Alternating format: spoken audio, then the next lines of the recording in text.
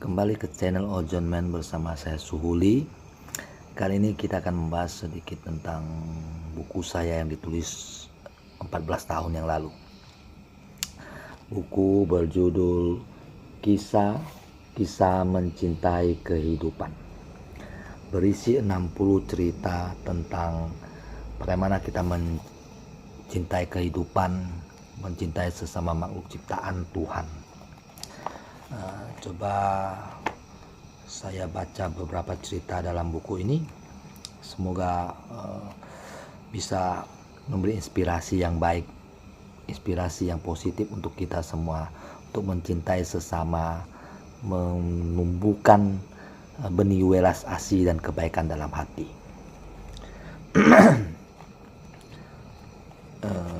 Judul pertama, Gajah-Gajah Penyelamat. Sekitar 2000 tahun yang lalu di sebuah sungai di India kuno terdapat sebuah kolam yang penuh ikan. Mereka hidup bahagia di air yang jernih. Mereka melompat dan berenang atau hanya mengapung menikmati lingkungannya. Hujan sudah lama tidak turun karena air terus-menerus menguap. Kolam hampir saja kering. Hal ini tentu akan membuat semua ikan itu tentu akan mati. Sinar matahari terus menyinari bumi yang kering. Seorang tua kebetulan lewat di dekat kolam. Ketika melihat air kolam hampir habis, hatinya dipenuhi rasa kasih. Ia langsung menghadap sang raja dan berkata, "Air di kolam ikan hampir kering. Ikan-ikan dalam bahaya besar. Jika tidak keberatan, Yang Mulia dapat mengirim 20 ekor gajah untuk menggendong air guna menyelamatkan ikan-ikan itu." Begitu mendengar permohonan orang tua itu, raja berkata, "Bagus sekali, Anda memiliki hati yang baik dan welas asih. Pergilah ke kandang gajah kerajaan dan bawalah gajah sebanyak yang Anda perlukan untuk membawa air guna menyelamatkan ikan-ikan malang itu." Ketika mendengar jawaban raja, orang tua itu membawa 2 putranya ke kandang gajah kerajaan. Dipilihnya 20 gajah terbaik. Kemudian dia pergi ke tempat pembuatan bir dan meminjam sebanyak mungkin kantong kulit. Pada masa itu minuman keras ditempatkan dan dikirimkan dalam kantong-kantong kulit. Setelah itu dengan bantuan gajah-gajah mereka membawa kantong kulit berat yang penuh berisi air ke kolam dan menuang seluruh air ke dalam kolam. Setelah berkali-kali bolak-balik, kolam pun penuh air kembali. Ikan-ikan di kolam selamat. Mereka melompat-lompat, bermain dan berenang ke sana kemari. Ketika melihat kegembiraan ikan-ikan dan melihat riak di permukaan air, seluruh kekhawatiran dan kesedihan yang selama ini bertahun-tahun ada di hati orang tua itu tiba-tiba lenyap. Hari berganti malam, dia dan kedua putranya dengan gembira membawa ke-20 ekor gajah tersebut kembali ke kandang kerajaan. Mereka pergi memberitahu raja tentang berita baik tersebut. Pelajaran yang dapat kita petik dari cerita ini adalah seorang raja yang bijak dan seorang tua yang penuh welas asih mendapatkan hasil yang setimpal. Kebijaksanaan sang raja menghasilkan penghormatan dari rakyatnya. Kebijaksanaan orang tua menghasilkan kelegaan dan kebahagiaan di masa tuanya. Kerap kali kebaikan yang diperbuat, hadiah utamanya adalah rasa lega, rasa bahagia, rasa syukur yang kita rasakan. Kerap kali hasil dari kebaikan dapat Anda lihat dalam jangka waktu yang panjang, yaitu penghormatan dari orang banyak, yaitu kebijaksanaan yang Anda tularkan kepada orang banyak. Jadi pada dasarnya tujuan utama kebaikan, kebajikan yang kita lakukan adalah untuk memberikan kelegaan, sifat welas asih dalam diri kita, memberikan dampak yang baik kepada masa depan dan orang-orang di sekitar kita. Cerita kedua berjudul Sup Sumpit Giok. Saya akan menceritakannya. Cerita berjudul Sup Sumpit Giok ini cukup menarik. Menurut saya penuh dengan ajaran kebijaksanaan, welas asih yang berguna bagi kita untuk mengolah batin kita untuk menjadi pribadi yang lebih baik, memberikan kebijaksanaan dan welas asih kepada sesama untuk menumbuhkan kebijaksanaan dan welas asih di antara kita. Di Wenzhou, Provinsi Zhejiang, hiduplah seorang anak laki-laki bernama Xiao Chen. Suatu malam, seorang dewa berpakaian emas muncul dalam mimpinya dan berkata, "Nak, kau hanya akan hidup sampai berumur 18 tahun.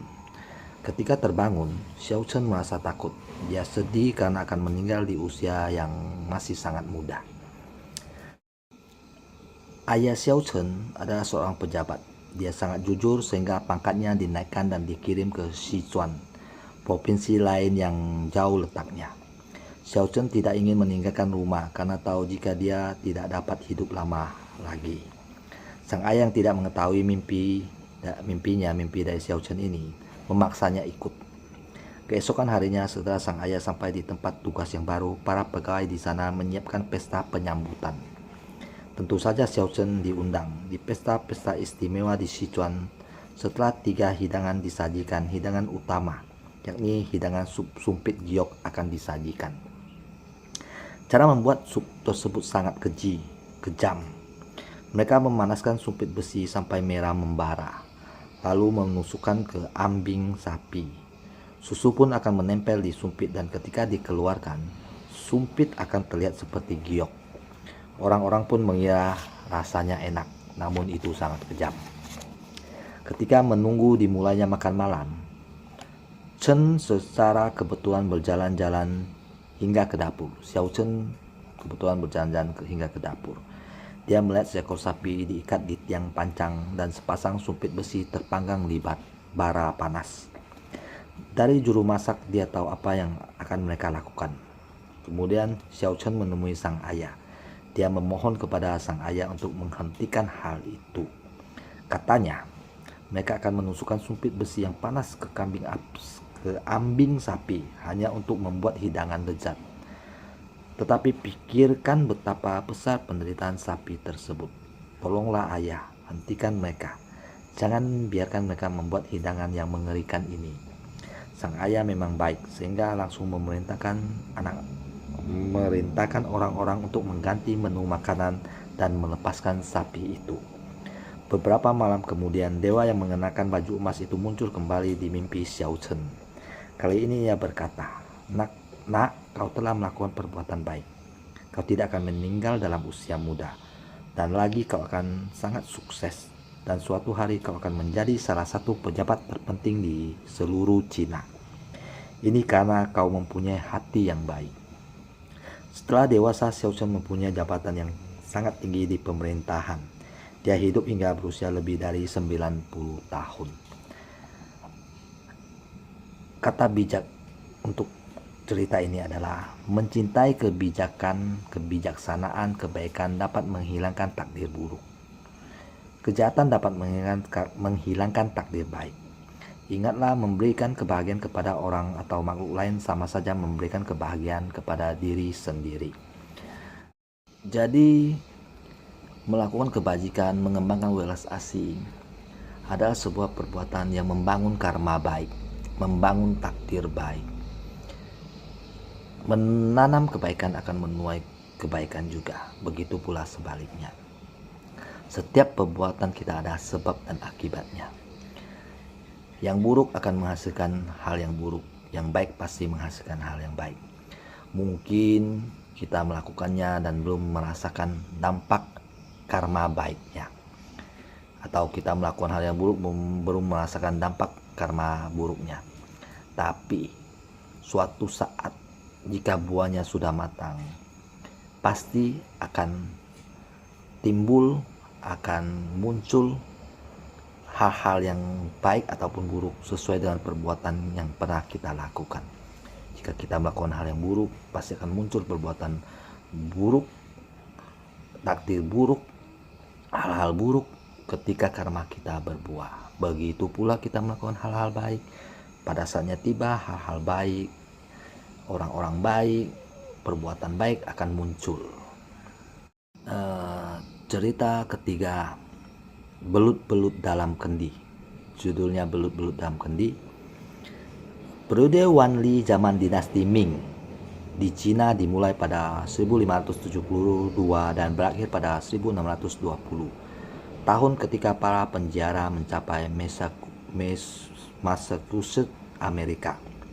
Saat itu seluruh kota di provinsi Hangzhou indah, sangat indah. Di kota yang dinamakan Kinsai dan dijuluki sebagai kota tercantik di bumi dan seindah surga, hiduplah seorang hartawan bernama Yu. Tuan Yu suka berbuat baik. Dia tidak pernah membunuh apapun. Suatu saat, sebuah keluarga yang tinggal di sekitar rumahnya telah dirampok dan kehilangan hampir semua hartanya. Tuan Yu yang murah hati memberikan mereka sejumlah uang agar mampu mencukupi kebutuhan hidup. Istri si tetangga tersebut sangat terkesan atas kebaikan Tuan Yu. Suatu hari ia mendapatkan 10 ekor belut, lalu ia memberikan semua belut itu kepada keluarga Yu untuk dimasak sebagai hidangan bagi ibu Tuan Yu yang sudah lanjut usia. Meski belut adalah masakan istimewa bagi orang Cina, keluarga Yu tidak pernah membunuh apapun. Pelayan mereka pun meletakkan belut-belut tersebut dalam sebuah kendi tanah yang besar untuk dilepaskan suatu hari. Entah bagaimana semua orang lupa pada belut-belut dalam kendi tersebut. Tidak lama kemudian ibu Tuan Yu bermimpi didatangi 10 orang dalam kamarnya yang berlutut di depan ranjangnya. Pakaian mereka sangat aneh. Setiap orang memakai pakaian aneh berwarna coklat dengan topi berujung lancip. Mereka berkata, "Kami memohon kemurahan hati Anda, selamatkan nyawa kami." Setelah berkata demikian, mereka pergi. Ketika Nyonya Yu tua terbangun, dia kebingungan oleh mimpi aneh tersebut. Dia tidak mengetahui harus berbuat apa. Sebagai seorang wanita tua yang bijaksana, dia minta petunjuk dari peramal. Sang peramal menggunakan alat lamarannya, menganalisa tanggal, melihat tapak tangan dan berkata, "Jangan khawatir, arti mimpi ini baik. Mereka adalah makhluk hidup yang meminta Anda untuk menyelamatkan mereka. Anda tidak perlu mencari jauh, mereka ada di dalam rumah Anda." Dia cepat-cepat pulang dan mengobrak-abrik semua barang untuk menemukan makhluk hidup yang perlu diselamatkan. Akhirnya salah seorang pelayan teringat akan belut-belut dalam kendi. Mereka sadar ke-10 belut seperti ke-10 orang di dalam mimpi Nyonya Yu tua. Ketika Nyonya Yu mendengar hal ini, ia berkata, "Kita hampir merenggut 10 nyawa secara tidak sengaja." Dia pun langsung menyuruh pelayannya untuk membawa belut-belut itu ke danau dan melepaskannya. Keluarga Yu pun terus bertambah makmur. Di sini wejangan kebijaksanaan yang disampaikan adalah membantu mereka yang memerlukan bantuan dengan seluruh kemampuan dan ketulusan adalah kewajiban. Kita yang hidup dalam jalan ketuhanan, pikirkan bagaimana jika kitalah yang memerlukan bantuan orang lain. Dengan begitu kita akan tulus dan ikhlas dalam membantu orang lain. Jadi kita yang berjalan pada jalan kebijaksanaan ketuhanan, jalan tau, harus mengerti bahwa harus menanamkan pikiran bahwa bagaimana jika kita berada di posisi orang yang kesulitan ataupun orang yang perlu bantuan ataupun orang yang dalam permasalahan. Jangan sakiti orang jika tidak ingin disakiti. Itulah prinsipnya. Jika ingin ditolong, menolonglah. Jika ingin diberi, memberilah. Jika ingin mendapatkan karma baik, berbuatlah karma baik. Hukumnya adalah hukum sebab akibat, hukum universal yang berlaku dimanapun. Jadi lakukan apa yang Anda rasa ingin Anda dapatkan, Anda alami. Dan jangan lakukan apa yang tidak Anda inginkan, tidak ingin Anda alami dalam diri Anda, hidup Anda, keluarga Anda, teman-teman Anda. Seperti itu. Kebajikan mendatangkan keturunan. Judul dari cerita kita yang berikutnya adalah Kebajikan mendatangkan keturunan. Dahulu saat mengunjungi sebuah vihara di daerah Lembang, Jawa Barat, sepasang suami istri bernama Hoki Junaidi dan Diana Bakti menemui biksu Fang Zeng. Hoki dan Diana datang ke Vihara Lembang untuk bersembayang memohon anak dari Yang Maha Kuasa. Mendengar kedatangan biksu Fang Zeng dari Cina, pasangan suami istri ini menghadap sang biksu untuk berkonsultasi tentang masalah yang mereka hadapi. Kami telah hampir 13 tahun menikah, akan tetapi hingga kini belum ada tanda-tanda kami akan dikaruniai anak, kata Hoki. Benar guru, padahal kami selalu berbuat kebajikan dan berdoa setiap malam memohon anak, Diana menambahkan. Apa mungkin kalian pernah melakukan karma buruk menyakiti binatang? Biasanya penyebab kasus seperti yang Anda alami adalah karma buruk melukai binatang, jawab biksu Fang Zeng. Hoki dan Diana memikirkan perkataan biksu Fang Zeng. Mereka mencoba mengingat-ingat kembali apakah mereka pernah melukai binatang secara sengaja.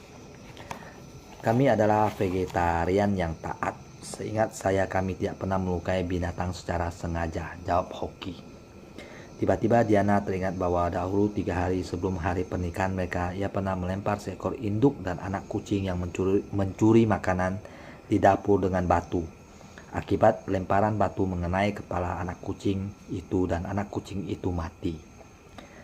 Diana pun menceritakan kejadian tersebut kepada biksu Fang Zeng dan suaminya. Mungkin itulah penyebabnya, jawab biksu Fang Zeng. Kalau begitu apa yang harus kami lakukan? Tanya Hoki. Sang biksu menasihati mereka agar berbuat baik dengan menolong hewan-hewan yang terancam. Dengan demikian, kata sang biksu, karma buruk mereka dapat ditebus dan Tuhan Yang Maha Esa akan mengkaruniakan anak kepada mereka. Dengan mengikuti nasihat biksu Fang Zeng, mulai saat itu Hoki dan Diana terus berusaha menolong hewan-hewan terancam yang mereka jumpai dan terus berdoa untuk mendapatkan keturunan. 1 tahun kemudian Diana akhirnya hamil dan melahirkan seorang anak laki-laki yang sehat. Hoki dan Diana dikaruniai 2 orang anak laki-laki dan seorang anak perempuan. Keluarga mereka pun hidup harmonis. Kata bijak untuk cerita berikut ini adalah ajarkan anak cucu kita agar selalu menjaga kedua tangannya untuk tidak menyakiti apapun. Dengan begitu kita mempersiapkan mereka menjadi orang-orang yang hidup dengan hati nurani di masa mendatang. Sahabat channel Ojon Man, dari kisah-kisah cerita-cerita di buku yang saya tulis 14 tahun yang lalu itu, kita bisa menangkap bahwa karma itu berlaku. Perbuatan yang kita lakukan kepada makhluk lainnya akan berbuah juga menjadi karma buruk untuk kita. Jika kita bisa menjaga diri kita, pikiran, tubuh kita dengan kebijaksanaan dan welas asih, mencintai sesama, mengasihi sesama, kita akan dijauhkan dari segala hal buruk. Dalam ajaran-ajaran Tridharma diajarkan kita untuk melakukan fungsi, melepas makhluk hidup. Setiap makhluk hidup menginginkan kebebasan. Setiap makhluk hidup menginginkan hidup bebas, tanpa terkurung, tanpa dibayangi kematian. Dengan melakukan fungsi, kita menimbulkan sifat welas asih dan membangun karma baik kita dan mengikis karma buruk kita.